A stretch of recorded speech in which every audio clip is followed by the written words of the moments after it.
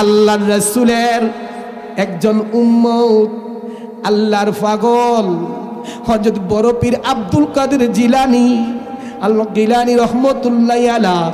আব্দুল কাদের জিলানীর কত সম্মান দিয়েছে।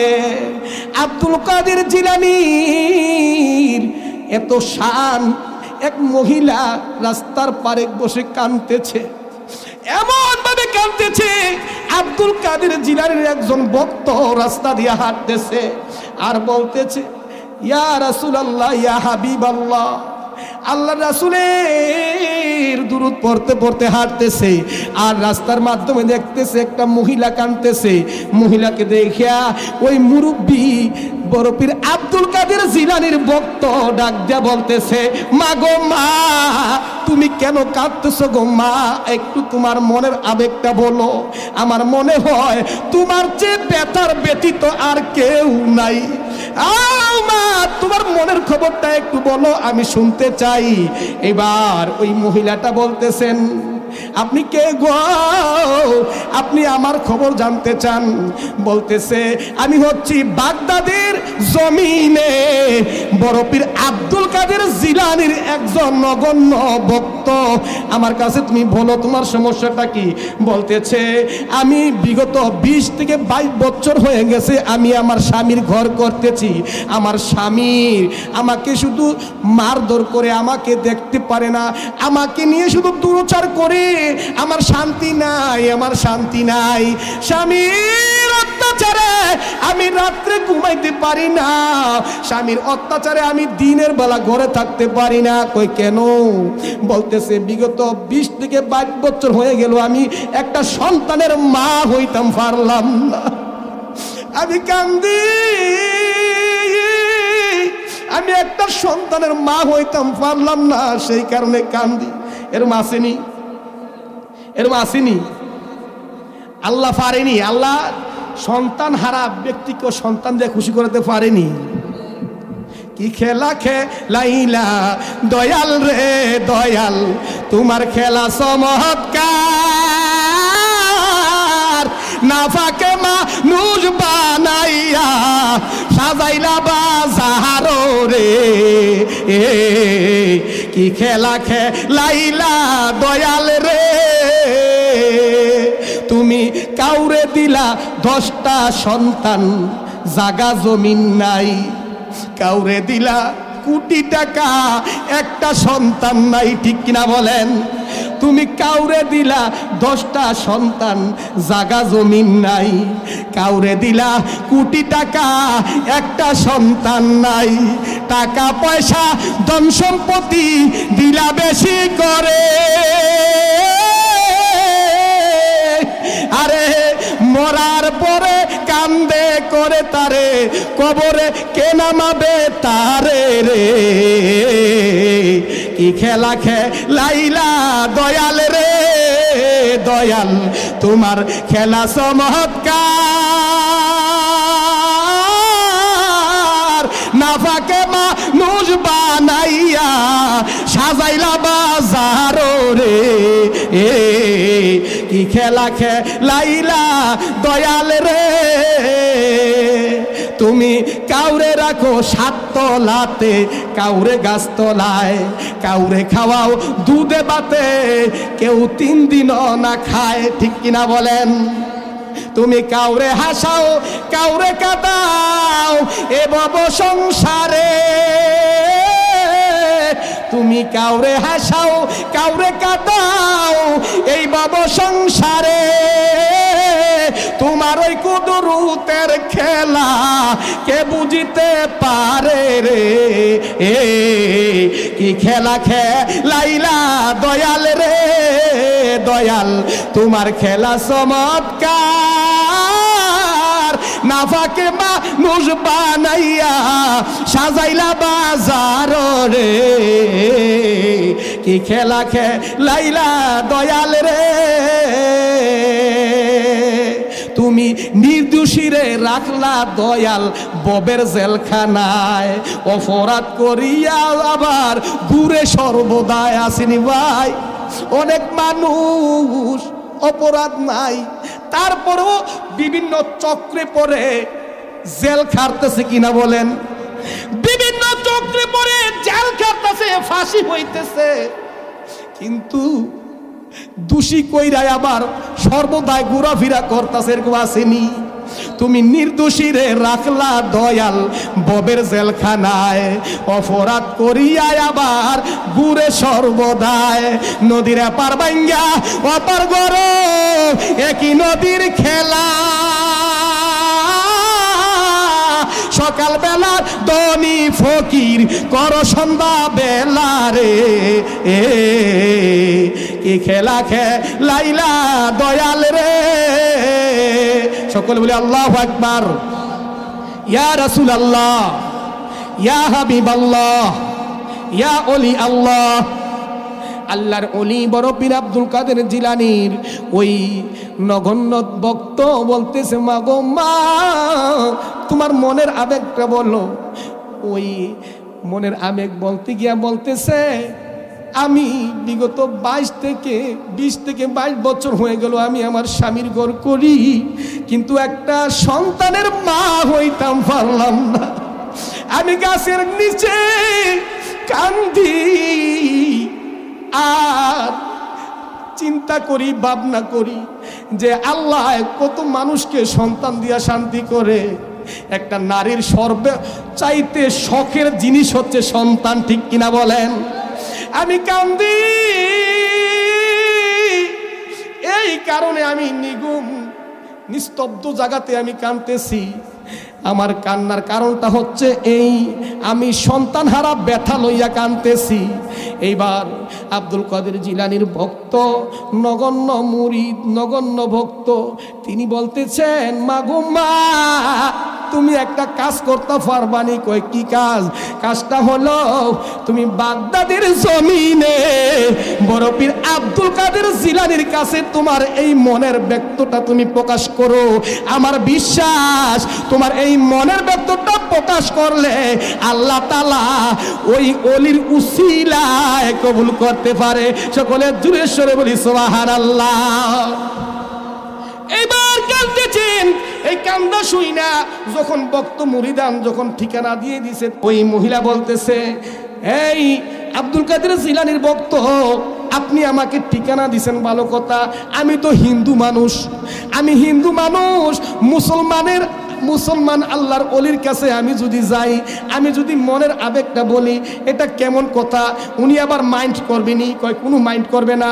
ওনার কাছে অনেক হাজার হাজার হিন্দু, খ্রিস্টান, নাসারা, বৌদ্ধ যায়, উপকার পায়। সকলে জুড়ে সুরে বলি সুবহানাল্লাহ। এই মহিলা যখন বড় পীর আব্দুল কাদের জিলানীর দরবারে হাজির হলেন, হাজির হইয়া বলতেছেন, হুজুর,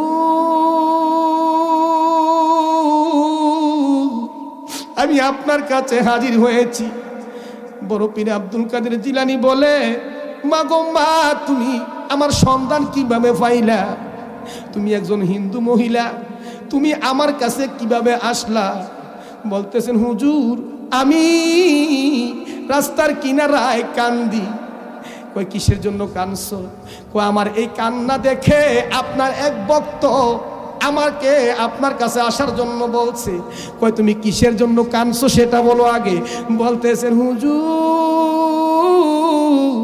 আমি কান্দি এই কারণে, আমি বিগত 20 থেকে 22 বছর হয়ে গেল আমি স্বামীর ঘর করি, স্বামীর ঘর করতেছি, কিন্তু আমার স্বামী আমাকে সকালেও আমার উপর টর্চার করে মারধর করে, রাত্রেও টর্চার করে মারধর করে, আমাকে দেখতে পারে না।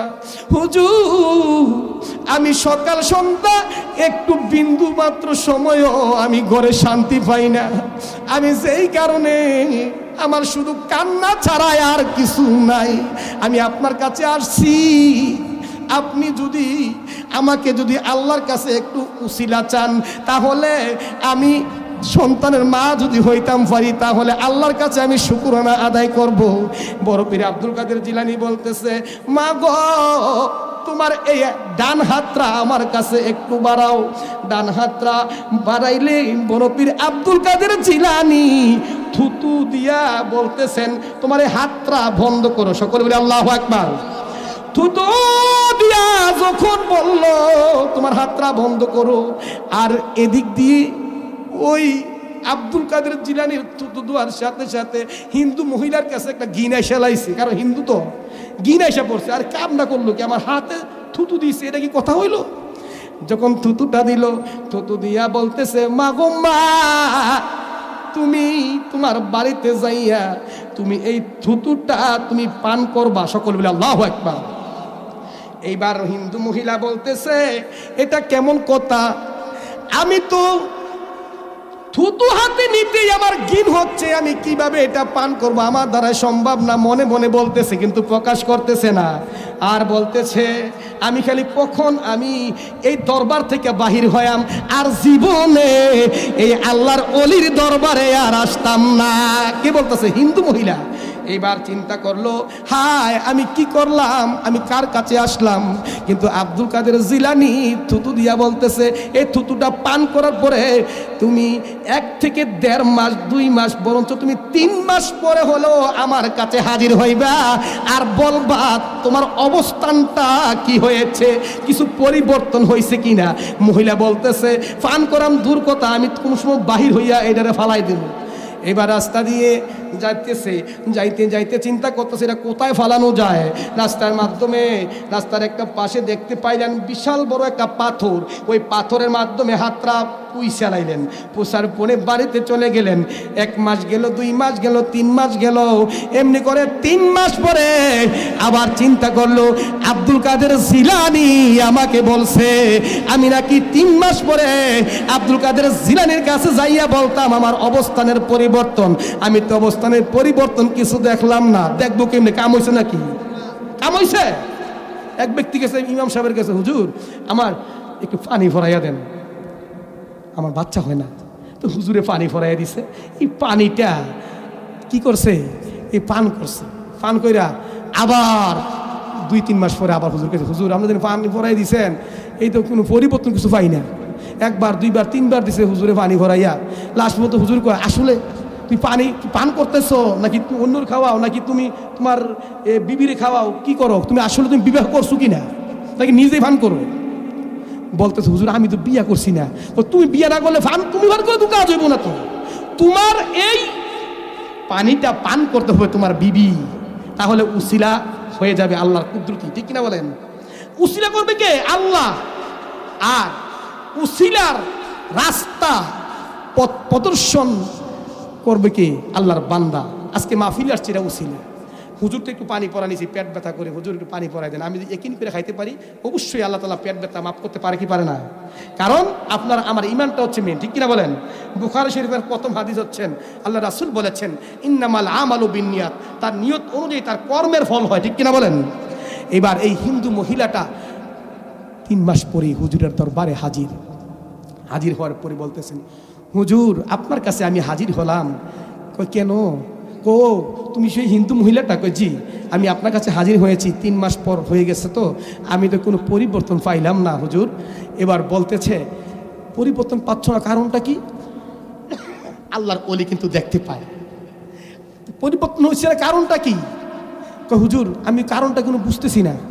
কয় তুমি যেই রাস্তা দিয়ে যাচ্ছিলা ওই রাস্তা দিয়ে চলে যাও। যখন এই মহিলাটা ওই রাস্তা দিয়ে যাচ্ছিল, যাওয়ার পরে ওই যে পাথরের মাধ্যমে এই হাতের থুতুটা পোষা দিয়া লাগাই দিছে। আল্লাহর কি কুদরত! ওই পাথরের মাধ্যমে দেখা যায় একটা নুরানি পুতুলের মতন একটা বাচ্চা হাউ মাউ করে কাঁদতেছে। আল্লাহু আকবার! আল্লাহর ওলিদের কেরামতি সত্য।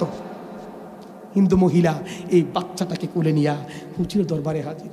হুজুর আমি জীবনে ভাবতে পারি নাই মুসলমান ওলিদের মাধ্যমে যে এত বড় আল্লাহর কুদরতি নিশান, আমি যদি জানতাম তাহলে এত বড় অন্যায় করতাম না।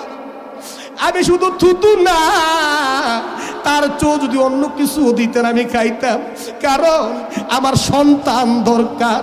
সন্তান ছাড়া মায়ের কোনো মূল্য নাই। হুজুর আমি বাচ্চাটা আপনার কদমে রাখলাম, আর আমি আপনার কাছে হাজির হলাম, আপনি আমাকে কালিমা পড়াইয়া মুসলমান বানাইয়া দেন। সকলে জুড়ে সুরে বলি সুবহানাল্লাহ। আল্লাহর ওলি পারে কি পারে না? অবশ্যই পারে। কিন্তু স্বামী স্ত্রী এমনটা করা ঠিক নয় যে বাচ্চা হয় না তাকে মারধর করবেন। সবটা আল্লাহর কুদরতি, আল্লাহ দিতে পারে। তাহাজ্জুদ নামাজটা পড়ে আল্লাহর কাছে চান, আল্লাহ দিবে। আল্লাহ দিবে না কেন? ডাকার মতো ডাকলে খোদা কেন শুনবে না? আল্লাহ শোনার জন্য বসে আছেন। আপনি 5 ওয়াক্ত নামাজ পড়েন, আপনি মোবাইল চাইয়া চাইয়া ঘুমাইলেন না, আপনি শ্বশুর শাশুড়ি খেদমত না করে ঘুমাইলেন না, আপনি স্বামীর খেদমত না করে ঘুমাইলেন না। স্বামী কষ্ট করে ঘরে আসে, হ্যাঁ, স্ত্রী মোবাইল টোবাইল চাইয়া সে ঘুমাই থাকে। আবার কোনো কোনো স্ত্রী মোবাইল টিপতেছে, হ্যাঁ, বলতেছে আমার কটা বাদ দখল লইয়া খাইলাও। আর তুমি কারে কইছো লইয়া খাইতো? আহা, তোমার বেহেশত তো সর্বপ্রথম স্বামীর ফায়ের নিছে, এরপরে তুই মরতা, মরার পরে না তুমি কবর, ঠিক কিনা বলেন? এরপর হাসর মিজান ফুলসিরা, আগে তুমি জান্নাতটা কামাই করে নাও দুনিয়া থাকতে, স্বামীর খেদমত কইরা, ঠিক কিনা বলেন? শ্বশুর শাশুড়ির খেদমত কইরা, ঠিক কিনা বলেন?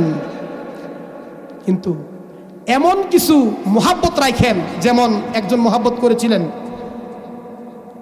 খলিফা হারুনুর রশিদের দরবারে একজন মন্ত্রী ছিল। ওই মন্ত্রী বউরে বেশি ভালোবাসতো। কি করতো? বউরে বেশি ভালোবাসতো। এই বউটারে নিয়ে রাত্রে পূর্ণিমার চাঁদের মেঝে বাহির হইয়া দুজনে কথা বলতেছে। দুজন এই কথা বলতে বলতে এক পর্যায়ে স্বামী বউর সাথে কথা বলে আর দৃষ্টি হচ্ছে চাঁদের দিকে। কিসের দিকে? চাঁদের দিকে। কিন্তু আসলে মূলত একজনের দিকে একজনের সরাসরি তাকাইয়া কথা বলা সুন্নত। আমি যদি হুজুরের সাথে কথা বলি, হ্যাঁ, আর আমি অন্যদিকে তাকাই থাকি, হুজুরের মন মাইন্ড কিন্তু আমার দিকে থাকবে না, কারণ ওনার ভিতরকে মাইন্ড আসবে যে আমার সাথে কথা বলে তাকাই রয়েছে আরেকদিকে, ঠিক কিনা বলেন? বউর কাছে একটু কষ্ট হয়ে গেছে। কই তুমি চাঁদের দিকে তাকাইছো কেন? আমার দিকে তাকাই কথা বলো। কই কেন? এই চাঁদটা কত সুন্দর লাগে দেখছো? কয় না, চাঁদের চেয়েও আমি সুন্দর। সকল বলে আল্লাহু আকবার। এবার স্বামী খুব রাগিলা, তো দরবারের মন্ত্রী খুব রাগিলা মানুষ, বলতেছ তুমি কথাটা কইলা কিটা? আল্লাহর দেওয়া কুদরতি একটা চাঁদ, সেই চাঁদের চেয়েও সুন্দর তুমি বলতেছো? না, তোমার এই কথাটা বরদাস্ত করা যায় না। কয় না, আমি চাঁদের চেয়ে সুন্দর। তুমি কি মনে করো আমি চাঁদের চেয়ে সুন্দর? মনের আবেগে বলছে আর কি, আমি চাঁদের চেয়ে সুন্দর। কয় তুমি যদি চাঁদের চেয়ে সুন্দর না হও, তুমি 1 তালাক 2 তালাক এমনি করে তাকে 22 তালাক দিয়ে দিছে। সকল বলে আস্তাগফিরুল্লাহ। এইবার মন্ত্রীর স্ত্রী কাঁদতেছেন, ঘরে ঢুকতেছে না, আর বলতেছেন প্রভু প্রভু গো, আমি কি করলাম? স্বামীর সাথে আমি মার্কেটিং করে ফেললাম। অনেকে মার্কেটিং করে না স্বামীর সাথে, না, মার্কেটিং করবেন না। স্বামী যখন একটু রাগান্নি হয়ে যায়, আপনি আপনার জায়গা মতো থাকেন, দেখবেন এক সময় স্বামী নিজেই আপনার প্রতি কোমল হয়ে যাবে। কারণ আপনি যখন জবাব দিবেন না, তখন তার রাগ আস্তে আস্তে করে ঠান্ডা হয়ে যাবে। আর স্বামী একটা না কইতে 3টা কয় বউয়ে। কারণ কি জানেনি? বাহার বাড়ির ঠেলাবালা। হ্যাঁ, তুমি না, তোমার এই দিন আমি 50,000 টাকা এনে দিছি, তোমার এর আগে এনেছি 30,000 টাকা, এর আগে এনেছি 1 লাখ টাকা। এই ঠেলাটির কারণে কি করে জামাইরা হারানো কত দাম দেয় না। আর আপনি কেমন পুরুষ, শ্বশুর বাড়িতে 10টি আনবেন না, বাঘের বাচ্চার মতন চলবেন। কারণ দুনিয়াতে আসছেন আর আসবেন না, আপনি হাওলাত করবেন, অন্য খাতে করবেন, কিন্তু শ্বশুর বাড়ি থেকে হাওলাত আনবেন না।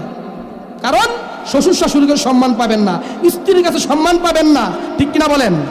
কথায় কথায় খোটা দেয়। আল্লাহ রাসূল বলেছেন, দুনিয়াতে যদি সবচেয়ে বড় জঘন্য অপরাধ হয়ে থাকে মানুষকে খাওয়াইয়া খোটা দেওয়া, টাকা দিয়া খোটা দেওয়া, উপকার করে খোটা দেওয়া, ওই ব্যক্তিকে কাল কিয়ামতের ময়দানে এই বিচার আগে আগে তার করা হবে। সকল বলে আস্তাগফিরুল্লাহ। কারণ খোটা জিনিস খুব খারাপ, এটা আল্লাহ রাসূল অপছন্দ করছেন। অনেক বিবি এই কাজটা করে থাকে। আল্লাহ যেন আমার মা বোনদেরকে হেদায়েত তওবা দান করে। সকলে বলি আমিন। শুধু এই এলাকার মা বোন না, আমাদের নিজের মা বোন আছে কি আছে না? শুধু এই সুসুন্দা এই নোয়াকান্দির এলাকার লোক না, পুরা কুমিল্লা, শুধু কুমিল্লা, শুধু বাংলাদেশের কথা কন, ঠিক কিনা বলেন? একই অবস্থা। কারণ বউয়ের কাছে দুর্বল থাকবেন না। স্ত্রীর কাছে দুর্বল থাকাটা পুরুষের জন্য সবচেয়ে বড় পাপ। স্ত্রীর কাছে দুর্বল থাকা যাবে না।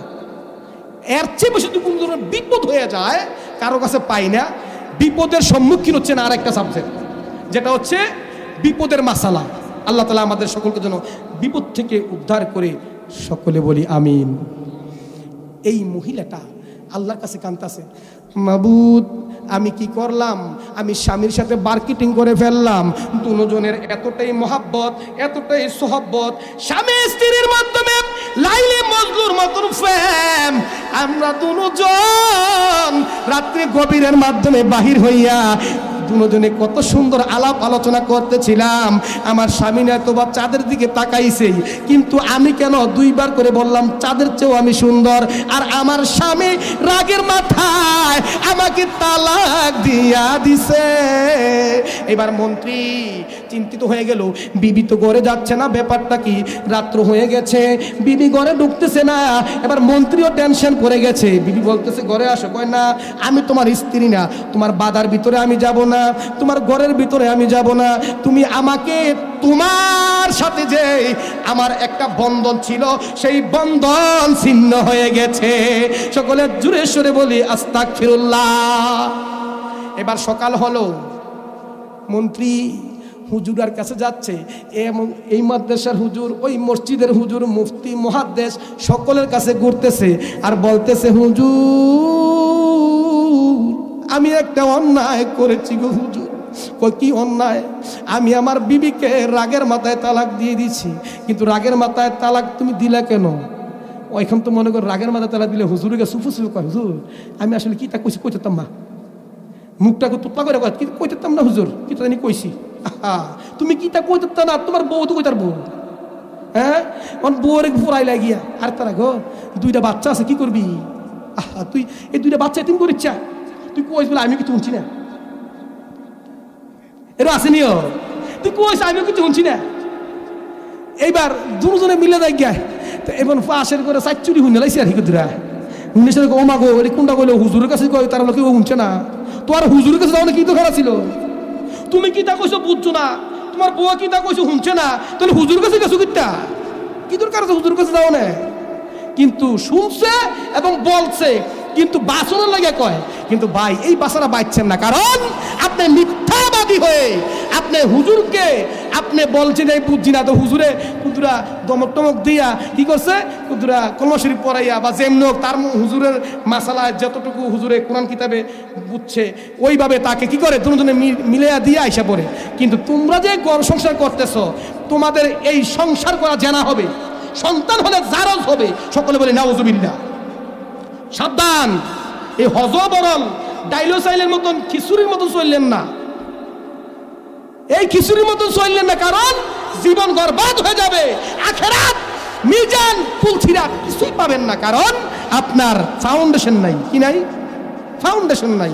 আজকে আমি মৃত্যুবরণ করি, আমার বিবি আমার জন্য নামাজ পড়ে দোয়া করবে, আমার বিবি মৃত্যুবরণ করলে আমি বিবির জন্য দোয়া করুম, এই দোয়াটা আল্লাহ দরবারে ফুসবো। আর আপনি যে হুজুরের কাছে মিছা কথা কইছেন যে আমার তালাক দিছে না, কিতা কইছি শুনছে না, বা আমি কিতা কইছি বুঝছি না, রাগের মাথা নাইলে দুইবার কইছি, তিনবার কইছিলাম না, তো দুইবার না কইছি, তিনবার তো আমি কইছি না, কিন্তু দুইবার কইছো, তিনবার কইছো, চারবার কইছো, যেই কোনো ভাবে তুমি হুজুরে তুমি বুঝা মিল দিয়া হুজুরে বুঝাইছ, আর হুজুরও কোনো রকম এটাকে মিল করে বাড়িয়ে গেছে গা।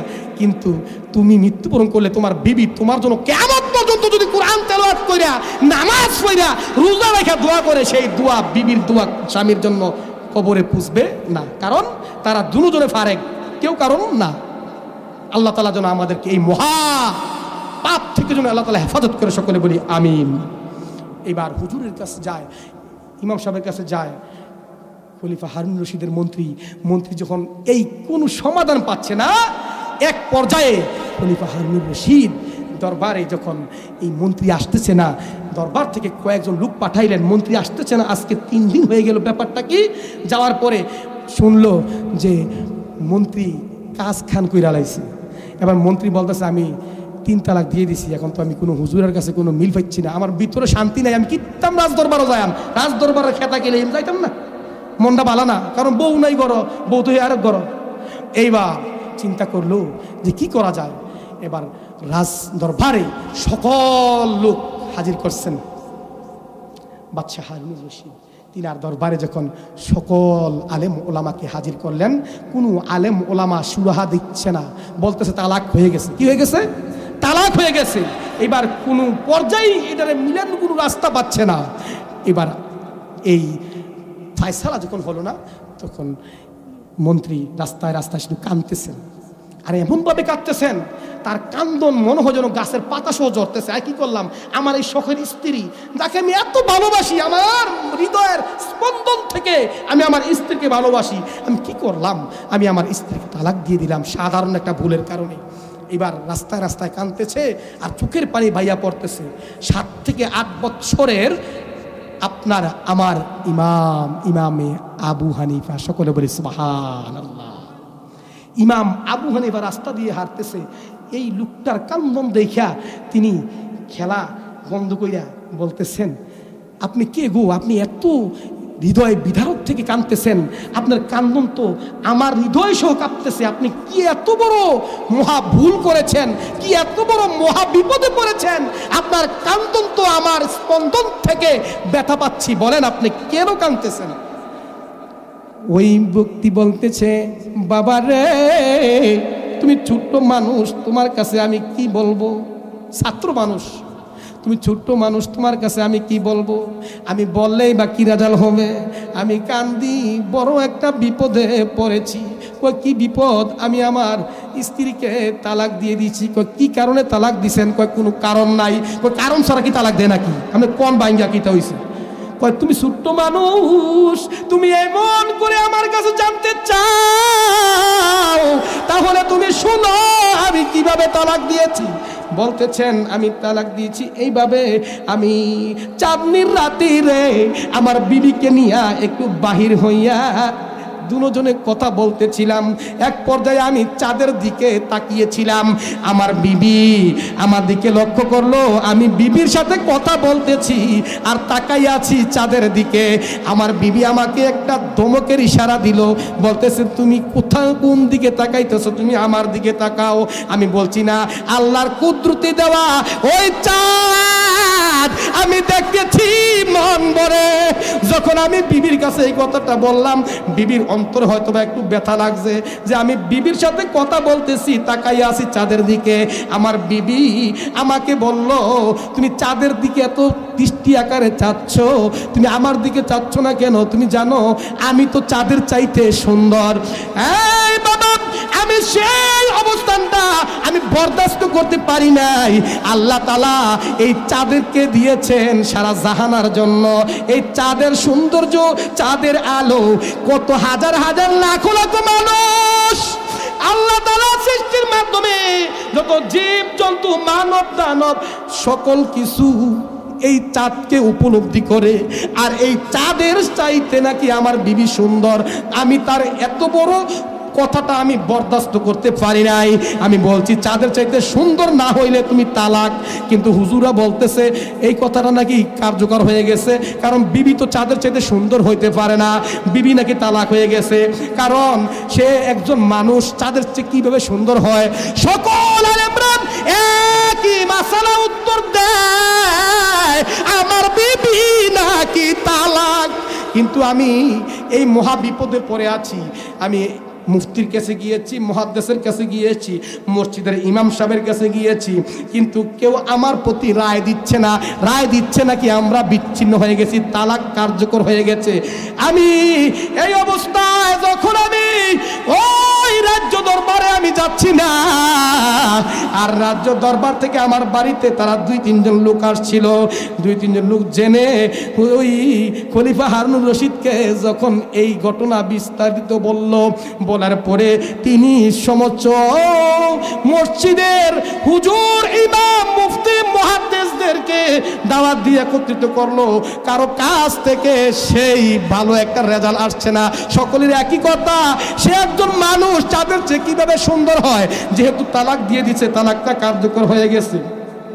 এবার আপনারা আমার মাযহাবের ইমামে আবু হানিফা ছোট্ট মানুষ, আসলে যারা আল্লাহর নির্দিষ্ট মুত্তাকি ফরহেজগার বান্দা, তাদের উপরে আল্লাহ তাআলা কিছু না কিছু টেকনিক জ্ঞান দেয়, কি দেয় না? এবার আল্লাহর দরবারে ডাক দিয়ে দিয়েছেন, প্রভু আপনার এই বান্দাটা এত বড় মহা বিপদে পড়েছে, আপনি আপনার এই বান্দাটার এই বিপদ থেকে উদ্ধার করার ব্যবস্থা করে দেন। এই কথা বইলা যখন ইমামে আবু হানিফা দুইটা চক্ষু বন্ধ করে একটু ধ্যান করলেন, তার ভিতরে দেখছে যে কোরআন হাদিসের কোনো মাসালা দিয়ে ওই স্বামী স্ত্রী গড়গাট খাওয়ানো যায় কিনা। যেহেতু মসজিদের ইমাম, মুফতি, মুহাদ্দিস, মুফাসসির সকলে বলতেছে তারা তালাক কার্যকর হয়ে গেছে। এবার আল্লাহর দরবারে সে যখন ধ্যান করলো, আল্লাহ তাআলা তাকে একটা কুদরতি জ্ঞান দিয়েছে। এবার বলতেছে, এই তুমি তো আল্লাহর একজন বান্দা, তোমাকে আমি একটা বলতেছি। কি কথা? তুমি আবার যাইবা কোথায়? রাজদরবারে। খলিফা হারুন রশিদকে বলবেন যে সমস্ত আলেমরা যারা ছিল তাদেরকে যেন আবার একত্রিত করে, তখন আমি ওই সমাজে যদি আমি মাসালা দেই তাহলে মাসালা কার্যকর হবে। আর আমি একজনে যাইয়া বললে তখন বলবে ছোট্ট ছেলে সে কি মাসালা দিয়েছে, এই মাসালা কার্যকর হবে না। কারণ সমস্ত ইমাম, মুহাদ্দিস, মুহাক্কিক, মুফাসসির তারা বলতেছে এটা তালাক কার্যকর হয়ে গেছে, স্বামী স্ত্রী তারা আর নাই। কিন্তু আমি এই অবস্থায় একা যাইয়া সলিউশন দিলে কাজ হবে না, তাদেরকে সকলকে আবার একত্রিত করো। এবার খলিফা হারুনুর রশিদ রাজ্যের দরবার ওই অবস্থায় বললেন এই রাজ দরবারে সমস্ত আলেমদেরকে ডাকানোর জন্য। এবার বলতেছেন কেন ডাকাইব? হুজুর, আপনার এই দরবারে একজন ব্যক্তি আসবে সবার সামনে, সে নাকি ফয়সালা দিবে যে সে আমার স্ত্রী হিসাবে সে বহাল আছে। সকল বলে আল্লাহু আকবার। সে আমার স্ত্রী হিসাবে বহাল আছে, কিন্তু সে তালাক হয় নাই। সে নাকি কুরআন থেকে কি দিবে? কিসের থেকে? কুরআন থেকে সে একটা ফয়সালা দিবে। সকলে বলি সুবহান। আল্লাহ তো বলছেন যে কুরআনের ভিতরে এমন কিছু নাই যে সমাধান নাই, ঠিক না বলেন? আমি এই পবিত্র কুরআন থেকে আমি কয়েক টুকরা কুরআনের আয়াত তেলাওয়াত করছিলাম। এখানে বলা আছে ওয়াল্লাযীনা ইউমিনুনা বিমা উনজিলা ইলাইকা। আল্লাহ বলেছেন হে রাসূল, আমি যা কিছু কি করেছি, নাজিল করেছি। কুরআন কি জিনিসটা? হচ্ছে কুরআন। আমি যে কুরআন নাজিল করেছি এই কুরআনের উপর যাতে বহাল থাকে। এরপরে বলছে কি ওমা উনজিলা মিন কাবলিক, এবং আপনার পূর্বে যা কিতাব নাজিল হয়েছিল তার উপরে যেন তারা দৃঢ়ভাবে বিশ্বাস রাখে। ওয়াবিল আখিরাতি হুম ইউকিনুন, যারা আখিরাতের উপর সহ বিশ্বাস রাখে। সকলে বলে সুবহানাল্লাহ। আল্লাহ তাআলা মুত্তাকি বান্দা, পরহেজগার বান্দার জন্য পাঁচটা উপকার, পাঁচটা গুণ যদি থাকে তাহলে সে মুত্তাকির রাস্তায় পথ প্রদর্শন দিতে পারবে। এই পাঁচটা গুণ কি তা শুনেন, কুরআনের দলিল। আল্লাহ বলছেন আউযু বিল্লাহি মিনাশ শাইতানির রাজীম, বিসমিল্লাহির রহমানির রহিম। الذين يؤمنون بالغيب। এই একটা কি মানে অদৃশ্য গায়েবের উপর বিশ্বাস রাখতে হবে। 2 নাম্বার হলো ওয়া ইউকিমুনাস সালাহ, যারা সালাত প্রতিষ্ঠা করে, সালাত কায়েম করে। সালাতের দরকার আছে কি আছে না? নামাজের দরকার আসেনিও। এই হলো 2 নম্বর গুণ। 3 নম্বর হলো ওয়া মিম্মা রাযাকনাহুম ইউনফিকুন। আল্লাহ বলেন ওয়া মিম্মা রাযাকনাহুম ইউনফিকুন। আপনি যেই ওয়াল্লাযীনা ইউমিনুনা বিমা উনজিলা ইলাইকা ওয়া মা উনজিলা মিন ক্বাবলিক, এই যে আয়াতের মাধ্যমে বলছেন ওয়া মিম্মা রাযাকনাহুম ইউনফিকুন, তোমাদের উপর যে রিজিক দিয়েছেন, কে দিয়েছেন? এই রিজিকের উপরে বহাল থাইকা বক্ষণ কইরো। এই রিজিকের বাইরে হালালটারে বাদ দিয়া হারাম বক্ষণ কইরো না। আল্লাহ যা রিজিক দিচ্ছে মনে করতে হবে আল্লাহ তাআলার দেওয়া এতটুকুই আমার জন্য দরকার। সুদ ঘুষে দেওয়া দরকার নাই। হারাম খাওয়ার না লোক আছে না, কিছু লোক সুদে টাকা লাগায় আছে না, কিন্তু এটা নিষেধ। কারণ আল্লাহ তাআলা নিজে বলছেন ওয়া মিম্মা রাযাকনাহুম ইউনফিকুন, আমি যা রিজিক দিয়েছি সেই রিজিকের উপরে তোমরা বহাল থাকো। যদি আল্লাহর দেওয়া রিজিকের মাধ্যমে বলে কিভাবে আল্লাহ কি গড়াই না দিবনি? আপনি যে কাজটা করতেছেন, শ্রম দিতেছেন, এই শ্রমের একটা পারিশ্রমিক আসেনিও। এই পারিশ্রমিকের ভিতরে থাকা, এই পারিশ্রমিক টাকা দিয়ে আপনি এই জন্য কাছে লাগাইছেন 10,000, এই জন্য কাছে লাগাইছেন 20,000, এটা থেকে লাভ আইয়ে এটা খাওয়া হারাম। এখানে আল্লাহ রাসূল বলছেন আমি যা দিয়েছি তোমার কর্মের মাধ্যমে, হালাল কর্ম, কি কর্ম? হালাল কর্ম, অপকর্ম না, হারাম কর্ম না। এই হলো আপনার কয়টা? 3টা।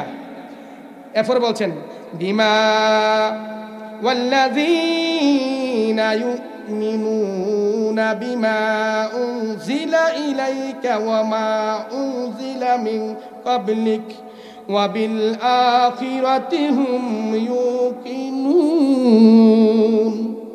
আল্লাহ বলেন ওয়াল্লাযীনা ইউমিনুনা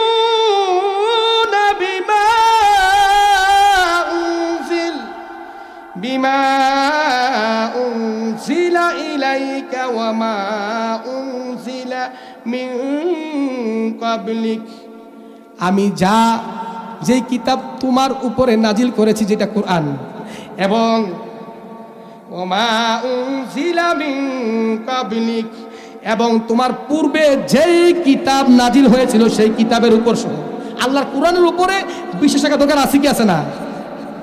এইটাই ব্যাপারে আল্লাহ তাআলা বলছেন যে কোরআন আমি নাজিল করেছি, এটার উপরে স্থির থাকা। এই হলো ফার্স্ট নাম্বার, ওয়া বিল আখিরাতি হুম ইউকিনুন, এবং আখিরাতের উপর বিশ্বাস রাখতে হবে। তারাই হবে মুত্তাকি। কি হবে? তারাই হবে মুত্তাকি। কি বলছেন?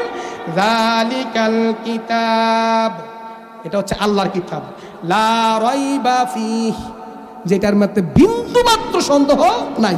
সন্দেহ আসেনি? এটার মধ্যে কোনো সন্দেহ নাই। এই কিতাব দিয়ে আল্লাহ, যেই একজন আপনার আমার ইমাম, তিনি ইমামে আবু হানিফা দলিল দিবেন, তাহলে এটার মধ্যে কোনো সন্দেহ নাই। হুদাল্লিল মুত্তাকিন, এটা মুত্তাকিনদের জন্য হেদায়েত। এটা মুত্তাকিনদের জন্য হেদায়েত। তাহলে এই কিতাব দ্বারা দলিল দিয়েছেন, কি দিয়েছেন? দলিল দিয়েছেন যে এটা জায়েজ। কিভাবে জায়েজ করছেন? সমস্ত উলামায়ে কেরাম আবার একত্রিত হয়েছেন। কি করছেন? সমস্ত উলামায়ে কেরাম একত্রিত হচ্ছেন। একত্রিত হওয়ার পরে এরপরে বললেন যে আপনার দরবারে আমাদেরকে আবার ডাকাইছেন, ব্যাপারটা কি, কারণটা কি একটু জানতে চাই। যখন সমস্ত লোক একত্রিত হওয়ার পরে তখন বলতেছেন যে কে এইটার দলিল দিবে? তখন ছোট্ট 7 থেকে 8 বছরের ছেলে ইমামে আজম আবু হানিফা দাঁড়াইলেন। এই দাঁড়ানো অবস্থায় সকলে দাঁড়ালেন। উনি কি দলিল দিবে? কিসে দলিল দিবে? এতগুলো আলেম মুফতি মুহাদ্দিস একত্রিত হলো, আজকে সেই দলিল সে দিবে, আমাদের দলিল বুঝি হচ্ছে না? কয় না, আপনাদের দলিল হচ্ছে না, সে নাকি দলিল দিবে। এবার বলতেছেন আমাকে আপনারা মাফ করবেন, ক্ষমা করবেন, আমি আপনাদের কাছে ক্ষমা চাই নেই, আমি কোরআন থেকে দলিল দিব যে এই মন্ত্রীর স্ত্রী তাদের তালাক কার্যকর হয় নাই। সকলে বলে সুবহানাল্লাহ। এবার ইমামে আজম আবু হানিফা বলতেছেন আমি একটা কোরআন তেলাওয়াত করি, আপনারা শুনবেন এবং শোনার পরে আপনারা উত্তর দিবেন। সকল উলামায়ে কেরামগণ একদম স্তব্ধভাবে বসে আছেন, কেউ কারোর দিকে তাকাইতেছেন না যে এই ছোট্ট ছেলেটা কি বলে একটু শুনতে চাই। ছোট্ট ছেলেটা শুরু করলেন, আউযু বিল্লাহি মিনাশ শাইতানির রাজিম, বিসমিল্লাহির রাহমানির রহিম, ওয়াত-তিনি ওয়াজ-যাইতুন ওয়া তুরি সিনিনা ওয়া হাযাল বালাদিল আমিন। আল্লাহু আকবার। এরপর যখন বললেন যে লাকাদ খালাকুনাল ইনসানা, এই জায়গাটা বন্ধ রাখছেন, লাকাদ খালাকুনাল কামারা, যখন এইভাবে যখন বলতে লাগলেন ইনসানার জায়গার মধ্যে কামারা লাগাইলেন। ইনসান হচ্ছে মানুষ, কামার হচ্ছে চন্দ্র। সকল বলে আল্লাহু আকবার। লাকাদ খালাকনাল ইনসানা না বইলা বলছেন কি কামারা, কিভাবে বলছেন? লাকাদ খালাকনাল ইনসানা, এই জায়গাটা বাদ দিয়ে লাইলেন লাকাদ খালাকনাল কামারা। সকলে হাত তুলছেন, এই বন্ধ করো, তুমি কি বলতেছো? তুমি কি কোরআন শরীফ পড়তে পারছো নি? কোরআন শরীফ তোমার ঠিক হয়েছে কিনা তুমি কি খেয়াল করছো? কারণ কি? কয় তুমি তো ইনসানের জায়গা তুমি কামারা পড়ছো। কামার তো সুন্দর, কামার কি আল্লাহ তাআলা তো সুন্দর যেই জায়গাতে বলছে, কি বলছে? ওই ইনসান, তো ইনসান অর্থ কি মানুষ। তো ওই মহিলাটা কি মানুষ না? সকলে আল্লাহু আকবার। ওই মহিলা কি মানুষ না? আল্লাহ বলতেছে লাকাদ খালাকনাল ইনসানা ফি, কি বলছেন? লাকাদ খালাকনাল ইনসানা ফি আহসানি তাকওয়িম। আল্লাহু আকবার।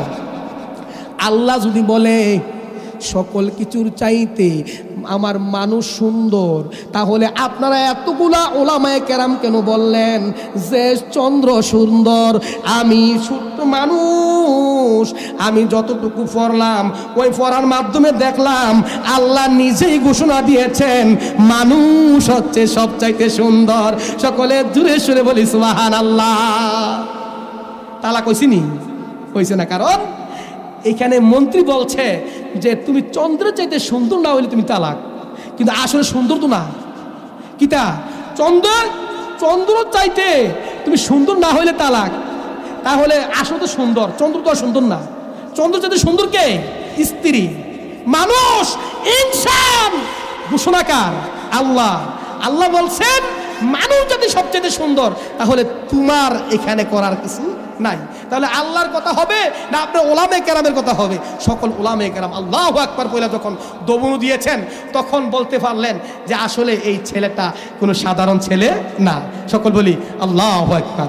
তারা কেমন স্বামী স্ত্রী ছিল, মহাব্বত, রাত্রে বাহির হয়ে তারা আল্লাহর কাছে কি করলো, আল্লাহ তাআলা সেই অবস্থানটা কিন্তু দেখছে, ঠিক কিনা বলেন? আর সেই অবস্থায় ইমামে আজম আবু হানিফা সেই সমাধান দেওয়ার ক্ষমতা রাখছে, ঠিক কিনা বলেন? মা বোনদেরকে বলতেছি, আপনারা স্বামী স্ত্রী সেই মহাব্বত রাখেন, কারণ আল্লাহ রাসূল বলেছেন আল মারউ মা মান আহাব্বাহু, যার সাথে মহাব্বত থাকবে কিয়ামতের ময়দানে তার সাথে হাসর নাসর হবে। আল্লাহ যেন আমাদের প্রত্যেকের যেন কবুল করেন, সকলে বলি আমিন। আল্লাহ পাক আপনার আমার সকলের জন্য মুত্তাকির রাস্তা খোলা রাখছেন, কিন্তু মৃত্যুর পরে মুত্তাকি হইতে পারতাম না। কারণ আপনার আমার যদি আখিরাতের উপর বিশ্বাস থাকে, মুত্তাকি হওয়ার একটা রাস্তা শুরু হবে। আপনার আমার যদি আল্লাহর কোরআনের প্রতি বিশ্বাস থাকে, তাহলে দুইটা রাস্তা শুরু হয়ে যাবে। তিনটা, আল্লাহ তাআলা আপনাকে আমাকে যেই রিজিক দিয়েছে সেই রিজিকের উপর যদি বহাল থাকি, তাহলে আপনার আমার মুত্তাকির রাস্তা বহাল থাকবে, ঠিক কিনা বলেন? সম্মানিত প্যারা হাজিরিন, কবর আমাদের সকলকে ডাকতেছে। কি কইরা ডাকতেছে? যে আনা বাইতুল ওয়াহদা, আমি একা থাকার ঘর, এখানে তোমার বন্ধু বান্ধব কেউ থাকবে না, ঠিক কিনা? আনা বাইতুদ দুর, আমি পোকামাকড়ের ঘর, এখানে কেউ তোমাকে সেই পোকামাকড় থেকে বাঁচাইতে পারবে না, সাপ বিচ্ছু থেকে বাঁচাইতে পারবে না। আনা বাইতু তুরাব, আমি মাটির ঘর, এই মাটির ঘরে তুমি আসবা, তোমার সুন্দর প্রাসাদ, সুন্দর বাড়ি, সুন্দর জাজিম, আরাম আয়েশের থাকার ব্যবস্থা সে জায়গায় আর হবে না। তাহলে সেই জায়গার সামিয়ানা দরকার আছে কি আছে না? যখন একজন ব্যক্তি, সে গামছা বিক্রেতা ছিল, কি বিক্রেতা? গামছা বিক্রেতা। সে যখন শুনতে পাইলো হায়রে কোরআনকে যদি বিশ্বাস না করি তাহলে আমি আখেরাত, হাসর, মিজান, ফুলসিরাত আমার কোনো কিছু উপায় থাকবে না, তখন সে কি করলেন? এই গামছা বিক্রেতায় একটা কোরআন কিনে নিলেন হাদিয়া দিয়ে। এই কোরআনটা নিয়ে বাড়িতে যখন গেলেন, যাওয়ার পরে ঘরের মাঝে স্ত্রী নাই, শুধু একটা মেয়ে। মেয়ে বলতেছে যে বাবা, আপনি এই কোরআনটা নিয়ে আসছেন, কেন আনছেন? আপনি তো কোরআন তেলাওয়াত করতে পারেন না, আপনি কেন কোরআনটা আনলেন? মা গো, আমি কোরআন তেলাওয়াত করতে পারি না, তাতে কি হচ্ছে? আমি কোরআনটা তো একটু দেখতাম তো পারাম। সকলে বলে সুবহানাল্লাহ। এই আল্লাহর বান্দা সকাল বিকাল ব্যবসা করে যখন ঘরে আসে এই কোরআনটারে একটু দেখে আর চোখের পানি চাইরা চাইরা এই প্রত্যেকটা লাইনে লাইনে শাহাদাত আঙ্গুল ঘুরায় আর মেয়েটা মুস্কি হাসি দেয়, আমার বাবা এটি কি করতেছে, আমার বাবা এটা কি করতেছে, ব্যাপারটা কি। একদিন, 2 দিন, 3 দিন, 1 মাস, 2 মাস, 3 মাস, এমনি করে কয়েক বছর পর্যন্ত এই ব্যক্তিটা কোরআনকে ভালোবাসে, সকাল বিকাল এই কোরআনকে মহাব্বত করে। আর আপনি আমি তো কোরআনকে 1 বছর পর্যন্ত সাজাইয়া রাখি, মাহে রমজান আইলে কেউ খুলি, আবার কেউ মাহে রমজান ওর কোরআনকে খুলি না, এরকম আসি না? কিন্তু না, প্রত্যেক দিন চেষ্টা করব একটা লাইন হইল কোরআন তেলাওয়াত করতে। এটা আমার মা বোনদেরকে বলতেছি, আপনারা যদি কোরআন তেলাওয়াত করেন আপনার ঘরের মাধ্যমে রাসূল করিম সাল্লাল্লাহু আলাইহি সাল্লাম বলেন, আল্লাহর কালাম যে ব্যক্তি কোরআন তেলাওয়াত করবে ওই ব্যক্তি যেন স্বয়ং আমার আল্লাহর সাথে কথা বলে। আর আল্লাহর সাথে কথা বললে ওই ঘরের মাধ্যমে আল্লাহ তাআলা রহমত বরকতের খাজানা দান করে দেয়। সকলে জোরে সোরে বলি সুবহানাল্লাহ। ওই ব্যক্তিটা কয়েক বছর পর মৃত্যুবরণ করলেন। মৃত্যুবরণ করার পরে ওই ব্যক্তিটা তার কবরে শোয়ানোর জন্য, তার দাফন কাফন করার জন্য অনেক মানুষ হাজির হয়েছে, কিন্তু ওই অবস্থায় মেয়েটা শুধু কাঁদতেছে আর বলতেছেন, আব্বা আপনি ছাড়া আমার কেউ আপন নাই, আজকে আমি মা হারা এতিম, বাবা হারা এতিম হয়ে গেলাম, আজকে সকাল সন্ধ্যায় আমাকে মা বইলা কে ডাক দিবে। মেয়েটার কান্দন মনে হয় যেন আসমান জমিন কাঁপতেছে। সকলে সান্ত্বনা দিতেছে। এবার মেয়েটা বলতেছে, আমার বাবাকে যদি বেশিক্ষণ উপরে রাখা হয় তাহলে আমার বাবার কবরে আযাব হবে, আমার বাবার আত্মা কষ্ট পাবে, আমার বাবাকে গোসল দেন, গোসল দিয়া দাফনের ব্যবস্থা করেন, আমার বাবাকে কাফনের ব্যবস্থা করেন। এইভাবে কাফন দাফন করে যখন নাকি কাফন পরানো হয়েছে, এবার জানাজা পড়ানোর মতন কাউকে পাচ্ছে না, রাস্তার কিনারে দাঁড়াইয়া আছে যে এমন কোনো মানুষ আসেনি, যদি দেখতাম বুজুর্গ লোক যে সে জানাজা দিতে পারে, ইমামতি করতে পারে, তারে দিয়ে জানাজা করাবে। অনেকক্ষণ হয়ে গেল, কেউ স্বীকার হচ্ছে না যে জানাজা দিবে, জানাজার ইমামতি করবে। সকলেই এমন একটা অবস্থা, জানাজার ইমামতি করার জন্য এমন একটা লোক নাই। তারা বসে আছে যে এমন একটা লোক যদি পাইতাম যে এই ব্যক্তিটারে জানাজা দিতে পারতো। একটা লোক ঘোড়ার উপরে সওয়ার করে আসতেছেন, দেখা যাচ্ছে তার মাথাতে টুপি আর থোতাতে দাড়ি, পরনে একটা পাঞ্জাবি, আর ওই অবস্থায় ওই ব্যক্তিটাকে দেখে বলতেছেন, আপনি কে গো? আমরা অনেকক্ষণ এই বান্দাটারে লইয়া দাঁড়াইয়া আছি, তাকে গোসল দিলাম, কাফন পরাইলাম, কিন্তু জানাজার ইমামতি করার মতন একটা লোক পাচ্ছি না। আপনি যদি এই লোকটাকে যদি জানাজা দিতে পারতেন তাহলে আমরা তাকে দাফন কাফন করে দিতাম। এবার বললেন, আমি তো সরকারি চাকরি করি, আমি আমার অফিসে যাইতে হবে, আমার সময় নাই। কিন্তু আপনার সময় যদি নাও থাকুক, কিন্তু আপনি জানাজার ইমামতি কইরা যান। যদি আপনার চাকরি কোনো সমস্যা হয়, আমরা পড়োশি এলাকা, গ্রামবাসী, আমাদের পাড়া পড়োশি সবাই মিলে আপনার ওই অফিসে যাইয়া আপনার পক্ষে সুপারিশ করব। সকলে দূরে সরে বলি আল্লাহু আকবার। ওই ব্যক্তিটা এই কথা শুনে ঘোড়া থেকে নামলেন, নাইমা ওই ব্যক্তিটার জানাজা দিলেন, জানাজার ইমামতি করলেন। ইমামতি করার পরে আবার তিনি যখন ঘোড়ায় সওয়ার করতে যাচ্ছেন, ঘোড়ায় চলে যাবেন, ওই অবস্থায় সকলে বলতেছেন, আপনি বুজুর্গ লোক, এই ব্যক্তিটারে কবরে নামাইলে আমরা একটু সাহস পাইব, আমাদের মাধ্যমে এমন কোনো বুঝের লোক নাই যে কবরে তাকে নামাইব, আপনার সহ থাইকা একটু কাজটা কইরা যান।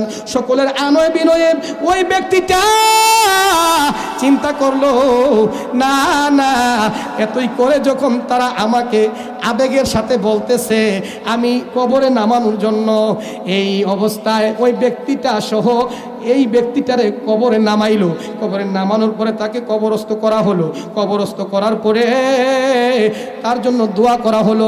দোয়া কইরা ওই ব্যক্তিটা সকলের কাছে বলতেছে, আমি আপনাদের কাছ থেকে যাইতে পারিনি, কই আপনি যান, সমস্যা হইলে বইলেন, আমরা সহ আপনার পক্ষে সুপারিশ করব। ওই ব্যক্তিটা যখন অফিসে গেলেন, অফিসে যাওয়ার পরে দেখতে পাইলেন যে দারোয়ান বলতেছে, আপনি যে ঢুকবেন আপনার কার্ডটা দেখান। যে হাত দিয়ে দেখে কাঠ নাই, ব্যাপারটা কি? চিন্তিত হয়ে গেল, কাঠ ছাড়া তো অফিসে ঢোকা যাবে না, নিয়ম নাই। এবার চিন্তিত হয়ে গেল, আমার কাঠটা কোথায় পড়লো রে? এবার তার ভিতরে একটা খেয়াল আসছে, আমার এই কাঠটা ওই মুর্দারের কবরের ভিতরে আমার এই কাঠটা পড়ে গেছে। অবশ্যই অবশ্যই আমি শিউর, ওই ব্যক্তি নিজে নিজে একটা শিউর দিয়ে দিছে আর কি, যে আমার কাঠটা ওই কবরে পড়ে গেছে। ওই ব্যক্তিটা সকলের কাছে আইসা বললেন, আপনারা কে গো? আপনারা মনে কিছু নেবেন না, আমার সাথে একটা কাঠ ছিল, ওই কাঠটা আমার মনে হয় কবরের ভিতরে এখন চলে গেছে, কবরের ভিতরে পড়ে গেছে। আমি অফিস করতে গেলে আমার ওই কাঠটা খুঁজকিরা পাইতেছি না, কিন্তু আমার কাঠ ছাড়া আমাকে অফিস করতে দিবে না। একদিন, 2 দিন, 3 দিনের পরে আমার চাকরি নষ্ট হয়ে যাবে, চাকরি বাদ হওয়ার সম্ভাবনা আছে। আপনারা যদি মনে কিছু না করেন, আমি ওই কাঠটাকে কবর থেকে আমি উদ্ধার করতে চাই। সকলে বলতেছেন, আপনি এত কইরে যে কিন্তু বলছেন আমাদের একটা উপকার করছেন, আপনি বিপদে পড়ছেন, তাহলে আপনার বিপদটা সারলে তো কোনো সমস্যা নাই, আপনি দেখতে পারেন। আপনারা অনুমতি দিলেন, আমি নিজে একটু জায়গা খনন করে আমি ওই ভিতরে দেখবো আমার কাঠটা কোথায় আছে। যখন সকলে অনুমতি দিলেন, দেওয়ার পরে তিনি কি করলেন, কবরের একটা সাইড দিয়ে যখন গাঁথা করলেন, গাঁথা কইরা কবরের ভিতরে যখন নজর দিলেন, দেখতে পেলেন কবরের ডান সাইডে দিয়া 70 গজ, বাম সাইডে দিয়া 70 গজ, মাথার সাইডে দিয়া 70 গজ এবং পায়ের সাইডে দিয়া 70 গজ প্রস্থ দৈর্ঘ্য, এত বড় দেখা যায়। আর ওই কবরের ভিতরে শুধু আরাম আয়েশের জায়গা, ফুল বাগিচা, এত সুন্দর ফলমূল দেখা যায়, এত সুন্দর নাজ নেয়ামত। ওই ব্যক্তি দেখা কি করলেন, সকলের কাছে চিৎকার দিয়ে বলতেছেন, আমি কি দেখলাম গো? কবরে যার খোঁজ চাইলাম তিনি এত সুন্দরভাবে আরামের বিছনার মতন শুয়ে আছেন, আর চতুর্দিকে এত সুন্দর ফল বাগান, ফলমূল, এত সুন্দর নাজ নেয়ামত। আমি কি দেখলাম, ব্যাপারটা কি? চিৎকার দিয়ে বললেন, প্রভু প্রভু গো, আপনার এই বান্দা এমন কি আমল করেছে যে আমলের কারণে এই বান্দার ডানে বামে সামনে পেছনে 70 গজ 70 গজ কইরা প্রস্থ দৈর্ঘ্য কইরা এত সুন্দর আপনি একটা নাজ নেয়ামত বানাইয়া রাখছেন। ওই ব্যক্তিকে জিজ্ঞাসা করে, আপনার সাবি পাইছেন নি? আমার সাবির দরকার নাই, আমি আলামত যে দেখছি, এই আলামতে আমার দুনিয়ার স্বাদ নষ্ট হয়ে গেছে। সকলে জোরে সরে বলি সুবহানাল্লাহ। এই আলামতটা দেখা আমার দুনিয়ার স্বাদ নষ্ট হয়ে গেছে, আমার সাবির দরকার নাই। আমাকে আগে বলেন, এই ব্যক্তিটা কি আসলে কোনো বুজুর্গ লোক ছিল নাকি? কয় না, আমাদের জানা মতে কোনো বুজুর্গ লোক ছিল না, সে শুধু একটা ব্যাপারী করতো, গামছা ব্যাপারী। সেই বাড়ি বাড়ি হাইটা হাইটা গামছা বিক্রি করতো, কিন্তু আমরা তাকে এমন ধরনের বালা কিছু দেখি নাই যে বুজুর্গানের কিছু। কয় তার বাড়ি কোথায়? কয় তার বাড়ি পাশেই, তবে বাড়িতে কেউ নাই, শুধুমাত্র একটা মেয়ে। এবার কয় বলতেছে, আমি মেয়েটার সাথে একটু সাক্ষাৎ করবে। এবার মেয়েটার কাছে যখন ওই ব্যক্তি গেলেন, ডাক দিয়ে বলতেছেন, মা গো মা, মা গো মা, আমি তোমার কাছে আসছি, তুমি বাড়িতে আসোনি। আপনি কে? আপনি আমার বাবার মতন করুণ সুরে আমাকে ডাক দিলে। আমি বাবা হারা, মাতা হারায় আমি এতিম হইলাম একজনা, আমার মতো দুঃখী কেউ না। ও আমি মাতা হারা, পিতা হারায় আমার মতন কেউ তো না, আমি দুঃখী একজনা। বাবা মরলো, মাতা মরলো, আমার আপন কেহ নাহি রইল গো। মাতা মরলো, পিতা মরলো, আমার এ জগতে আপন নাহি রইল গো। ওরে আমার মতো বাবার তিম আর কাউ রে কই রহনা। ওরে আমার মতো বাবার তিম আর রে কইরো না আমি দুঃখী যে গো আল্লাহ। এইভাবে যখন কাঁদতেছেন, কান্দার পরে ওই ব্যক্তি বলতেছেন, মা গো মা তুমি কাঁদো না, আমি তোমার কাছে কিছু জানার জন্য আসছি। কই কি জানার জন্য আসছেন? আপনি আমার কাছে আসছেন, বলো তো কেন আসছেন? বলতেছে আমি তোমার বাবার সম্পর্কে কিছু জানতে চাই। বলতেছেন এমন কি জানতেন চান যে আমি আপনার কাছে বলবো? বলতেছেন মা তোমার বাবা দুনিয়াতে এমন কি আমল করেছে, এমন কি বন্দেগী করেছে, এমন কি ইবাদত করেছে? মাগো মা আমি আসছি তোমার বাবার সম্পর্কে জানার জন্য। বলতেছেন আমার বাবা এমন কোনো আমল করে নাই, তবে আমার বাবা একটা আমল করতো আর চোখের পানি ছাইরা দিত। কি আমল করতো? আমার বাবা একদিন বাজার থেকে একটা কোরআন শরীফ আনলো। আনার পরে আমার বাবা এই কোরআনটা সকালে একবার, বিকালে একবার, রাত্রে একবার, এমনি করে অবসর পাইলে এই কোরআনটাকে হাতে লইয়া সুমাইতো।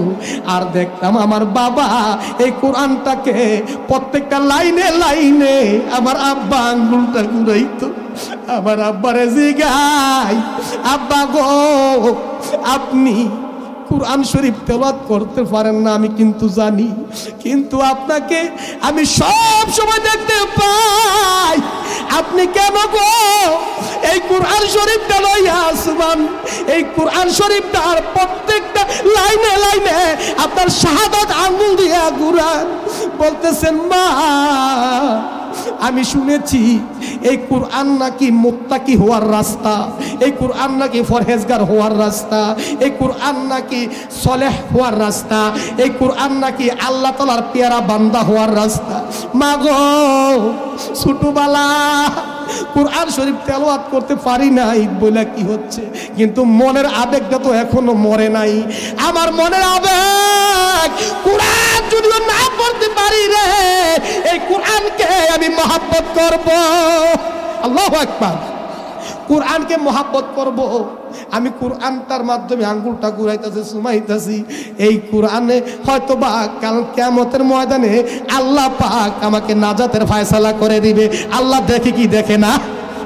যখন এই কথা ওই ব্যক্তিটাকে বললেন, ব্যক্তি শুইনা চোখের পানি ছাইরা দিলেন আর বলতেছে মা তুমি জানুনি আমি তোমার কাছে আসছি একটাই কারণ, কারণটা হলো আমি তোমার বাবার জানাজার ইমামতি করেছিলাম। আমি ভাগ্যবান, আমি এমন একটা ফরহেজগার ব্যক্তির ইমামতি করার সুযোগ পেয়েছি।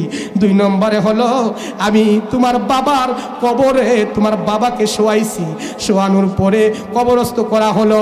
আমি আমার অফিসে গেলাম, অফিসে যাওয়ার পরে আমি আমার জ্যাবের দিকে তাকাইয়া দেখি আমি ওই অফিসের যে একটা কাঠ, ওই কাঠটা আমার কাছে নাই।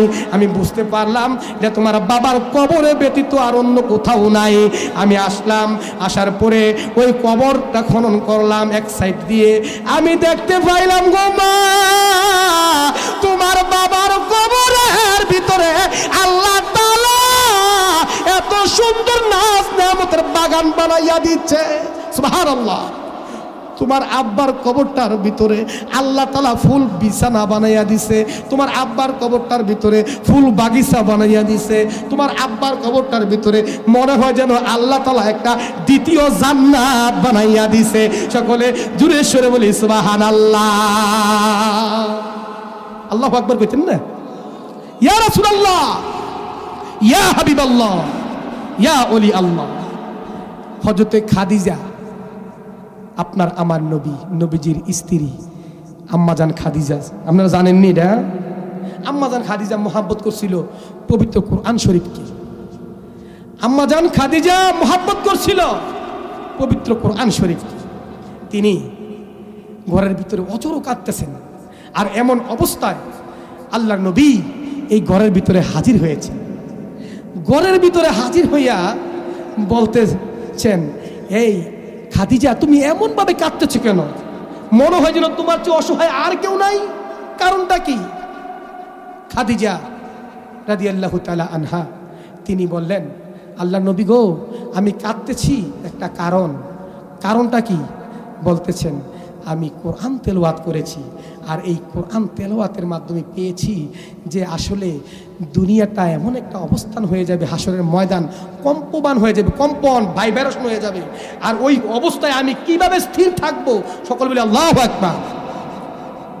কয় বলতেছে তুমি কি তেলাওয়াত করতেছিলা? বলছেন আমি পবিত্র কোরআনের সূরা জিলজাল সূরাটা আমি তেলাওয়াত করেছিলাম। সকলে বলি সুবহানাল্লাহ। এই জিলজাল সূরার ভিতরে আল্লাহ বলছেন যে দুনিয়াটার মাধ্যমে এমন একটা অবস্থা হবে যখন দুনিয়াটা সমস্ত কিয়ামত হয়ে যাবে, দুনিয়া তামার জমিন হয়ে যাবে, হাসরে পরিণত হয়ে যাবে, তখন এটা এমন একটা অবস্থা হবে, ভাইব্রেশন হয়ে যাবে, কম্পমান হয়ে যাবে। আল্লাহ নবী আমি সেই অবস্থা উপলব্ধি করতেছি, আমি ওই হাসরের ময়দানে কিভাবে আমি উত্থাপন হব, কিভাবে আমি হাসরের ময়দানে দাঁড়াইব। আল্লাহ নবী আমি কাঁদতেছি, আমার জীবনে না জানি কোন ভুল অন্যায় করেছি যে আম্মাজান খাদিজা রাদিয়াল্লাহু তাআলা আনহা, রাসূল করিম সাল্লাল্লাহু আলাইহি সাল্লামের মুহাব্বতের একজন স্ত্রী, সেই স্ত্রী নবীজির স্ত্রী হওয়ার পরেও তিনি মৃত্যুর পরে হাসর মিজান পুলসিরাত কিভাবে পার হবে সেই টেনশনে ঘুম হচ্ছে না, কাঁদতেছেন। আল্লাহ নবী গো আমি কাঁদতেছি, এই কবরের ভিতর হাসর মিজান ফুলসিরাত যে তামার জমিন হয়ে যাবে, কম্পমান হয়ে যাবে, ভূমিকম্প হয়ে যাবে, আমি সেই অবস্থায় কিভাবে স্থির থাকব। আল্লাহ যদি আমাকে প্রশ্ন করে যে দুনিয়াতে তুমি কি করেছ, যদি আমি হিসাব যদি পঙ্খানুপঙ্খানুভাবে আমি না দিতে পারি, তাহলে আমি লজ্জিত হয়ে যাইব, আমি জাহান্নামী হয়ে যাইব। আল্লাহ নবী আমি কান্দি, আমি কিভাবে পারাপার হইব। মা গো মা, এবার তোমরা চিন্তা করো, নবীজির স্ত্রী হওয়ার পরেও কোরআন তেলাওয়াত করে ভিতরে দিলে বাড়ি খাইছে যে আমি কিভাবে আমি হাসর মিজান ফুলসিরাত এবং তামার জমিনে আমি দাঁড়াইব, সেই চিন্তায় সেই ভাবনায় কাঁদতেছে। আজকে তোমরা মা বোনেরা যদি একটু নামাজ পড়া কোরআন তেলাওয়াত করো, স্বামীর জন্য দোয়া করো, বাপ মার জন্য দোয়া করো, শ্বশুর শাশুড়ির জন্য দোয়া করো। আল্লাহর রাসূল বলছেন ঘরের বিবি যদি একজন আবেদা সলেহা নারী হয়, ওই স্বামীর সামনে যত বড় বিপদ থাকুক না কেন, কোনো প্রকারের বিপদ ওই স্বামীর উপরে আসতে পারবে না। সকলে জোরে সুরে বলি সুবহানাল্লাহ। আল্লাহর রাসূল বলেছেন ওই নারী যদি আবেদা সলেহা মুত্তাকি হয়, ওই ঘরের ভিতরে কোনো প্রকারের বালা মুসিবত আসবে না, বালা মুসিবত আসবে না, গজব আসবে না। আজকে আমরা যদি টিভির পর্দায় বসে থাকি, ইউটিউবের পর্দায় বসে থাকি, ফেসবুকের পর্দায় বসে থাকি, এখন দেখা যায় একটা ঘরে 3টা 4টা ছেলে মেয়ে, প্রত্যেকটা ছেলে মেয়ের হাতে মোবাইল, ঠিক কিনা বলেন? মামা আসছে বেড়াইতো, মামা অনেক দিন পর বিদেশ থেকে আসছে, 8 থেকে 10 বছর পরে বোনের বাইত বেড়াইতে আসছে। মামায় 5 ওয়াক্ত নামাজ পড়ে, নামাজ পড়তেছে, নামাজ পড়া যখন মাগরিবের পর ঘরে ঢুকার পর সকলে এক বাক্যে সালাম দিছে এবং বালাবুরা জিগেছে মামা বালা আসেননি, এর দূরেই শেষ। এরপরে যার মোবাইল লইয়া বয়া রয়েছে। মামায় কয় হারে আমি তাদের কাছে আসছি, আমার বাইগনা বাইগনি কেউ আমার সাথে কথা বলে না, কারণটা কি? আফা এই কি অবস্থা, তোমার ছেলে মেয়ে কেউ তো আমার লোক কথা কয় না। কই দেওস না, তাদের সাথে সাথে কি দিয়া রাখছি, তারা না দিলে তারা খায় না, না দিলে ঘুমায় না, না দিলে পড়ে না, যার কারণে তোর প্রত্যেকটা বাইগনা বাগনি তাদের সকলের হাতে মোবাইল দিয়েছি। এই মোবাইল লইয়া সকলে কেউ টিকটক করে, কেউ ফেসবুক টিপে, কেউ ইউটিউব টিপে, কেউ মোবাইল টিপতেছে, যার যেমনে মোবাইল লইয়া ব্যস্ত। কিন্তু দেখা যায় মামার সাথে সুখ দুঃখের কোনো আলাপ আলোচনা নাই। মামা এসে গায় বাগিনা তুই কিসে ফরস, ওই ফরে কয় আমি শেষ হয়ে লোক বাগনির দিকে, বাগনি তোর পড়াশোনা কেমন চলে? মামা একটু পরে কথা কই না, কারণ কি তার নেশা তো মোবাইলও, ঠিক কিনা বলেন? ওই ফেসবুকে পাওয়া গেছে আপনার হাসপাতালের ভিতরে রুগী মরে যায় গিয়া, হ্যাঁ, আর এই ডাক্তারের চেম্বারের ভিতরে সবাই বসে আছে, বসে যার জন্য মোবাইল টিপতেছে, হিন্দে রুগী মরে যাচ্ছে, রুগীর সন্তান কখন যায় 2 তলা ফ্ল্যাটে, 3 তলা ফ্ল্যাটে, কখন যায় এই রুমে সেই রুমে, কিন্তু কোনো ডাক্তার পাচ্ছে না। ডাক্তার বিচেরা ভাইয়া গেছে কোনো, তারা সকলে এক রুমের মধ্যে বৈশা বৈশা যা জানে মোবাইল টিপতেছে, মোবাইল নিয়ে ব্যস্ত। যখন বললো আপনারা আসেন না, আমার মা তো মারা যাচ্ছে, আমার মা তো চলে যাচ্ছে, আমার মাকে আপনারা একটু চিকিৎসা করেন, আপনাদের কাছে আসছি। কিন্তু তারা বলতেছে বড় ডাক্তার নাই, আইতাছে, এই কথা বলে মোবাইল টিপতেছে। আপনি ডাক্তারখানায় যান আর বাড়ি যান, সব ঘুমানো হয়ে গেছে। কারণ একটাই কারণ, এই মোবাইলকে আমরা সঠিক জায়গায় ব্যবহার করতে পারি না, ঠিক কিনা বলেন? আজকে এই মোবাইলের ভিতরে যদি আমরা একটা ভালো একটা ওয়াজ রাখি, কোরআন তেলাওয়াত রাখি, তাহলে আমরা এই কোরআন তেলাওয়াত শুনতে পারবো কি পারবো না? তাহলে ভালো জায়গায় ব্যবহার করতে হবে। মোবাইল যেরকম কথা বললে আমরা ব্যবহার করি ভালো কথা, কিন্তু তদ্রূপ আপনি আমি মোবাইল থেকে কোরআন তেলাওয়াত শোনাইবেন, সন্তানকে বলবেন কোরআন তেলাওয়াত ছাড়া, ওয়াজ মাহফিল ছাড়া যদি কোনো কিছু থাকে তাহলে মোবাইল দিতাম না তোমাকে, এই কথা বলবেন। আর তোমার প্রয়োজনীয় কি, তোমার যেই পড়ার যেই সাবজেক্টগুলা, তুমি অনলাইনে পড়তেছো, তুমি যেই কোনোভাবে পড়তেছো, তোমার প্রয়োজনীয় পড়া ছাড়া আর ইসলামিক ভিডিও ছাড়া অন্য কিছু যদি চাও, তাহলে কিন্তু আমি যদি ধরতে পারি, তাহলে তোমার মোবাইল কিন্তু আর তোমাকে দেওয়া হবে না, তাকে দিবেন না। কারণ দিতে হয় এই কারণে, ওই পড়ার বাইস দেখায়, আমার স্যারে অনলাইনে ক্লাস করায়, আমি যাইতে আইতে লাগে 200 টাকা গাড়ি ভাড়া, কুমিল্লা যাওয়া সম্ভব নয়, আমি জায়গার থেকে ক্লাস করাম। আমার স্কুল মাদ্রাসা কলেজ বন্ধ দিছে, আমি হুইতে ঘুমাইয়া বালিশের মেঝে মাথা রাখে রেখে ক্লাস করাম। আমার এই মোবাইল কিনে দেওয়া লাগবো, আমার স্যারে কইছে। ওই মা বাবা তো সরল সোজা মানুষ, সন্তানটা কিনে দেয় কি করে, এই মোবাইল ভাইয়া টিকটক করে, ফেসবুক টিপে, বিভিন্ন কিছু করতে করতে এই সন্তান লেখাপড়া বন্ধ হইয়া যায়। কয় আম্মা আমি বিয়া করাম গো, দাদির কাছে কয় বিয়া করাম, দাদার কাছে কয় বিয়া করাম, বাবির কাছে কয় আমার বিয়ার দরকার, তারা বিয়া করে না। কারণ কি জানেননি, এই মোবাইলে সে ফেসবুকে নষ্ট হয়ে গেছে, ঠিক কিনা বলেন?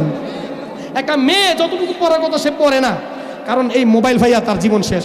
একটা ছেলে, তাকে তার মা বাবা চিন্তা করছে আমার এই ছেলেটা ডাক্তার বানায়াম, আমার এই ছেলেটাকে একজন ম্যাজিস্ট্রেট বানায়াম, আমার এই ছেলেটাকে দেশের একটা খেদমতদারি একজন জনদরদি সকলে জানি বলে, আমি একজন আমার এই ছেলেটাকে বিশাল মাপের পড়াশোনা করাইয়া যাতে করে গরিব দুঃখীরা দেখতে পারে, মসজিদ মাদ্রাসায় কিছু দিতে পারে, আমি এরকম একটা সন্তান বানায়াম। কিন্তু তার গন্তব্যস্থানে বুঝতে পারে না, কারণ এই মোবাইলটা দেওয়ার কারণ, ঠিক কিনা বলেন? আল্লাহ যেন আমাদের প্রত্যেকের জন্য কবুল করেন, সকলে বলি আমিন।